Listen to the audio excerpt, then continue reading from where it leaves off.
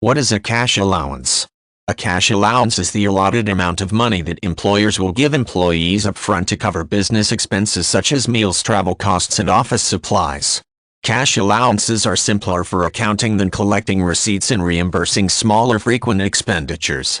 Employees typically prefer cash allowances because there is no waiting for reimbursements and it is more practical to pay for meals and taxis with cash rather than a corporate credit card.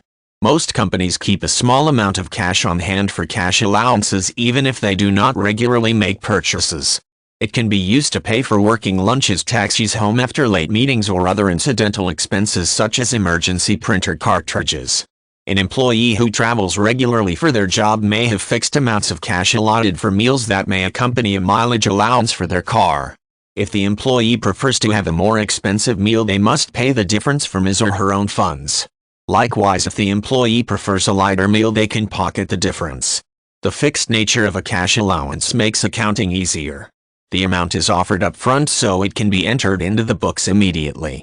No receipts are required for documentation since it is the employee's prerogative whether or not to spend the money. This reduces paperwork as well as volatility since the employee cannot go over budget with the cash allowance, thus reducing general expenses as well. Offering cash to an employee usually is appreciated as it can boost morale and help validate an employee's worth. A cash allowance is considered one of the perks of jobs that require a lot of long hours and traveling. Employees enjoy the convenience of cash, such as reducing the complexity of inviting clients out for lunch.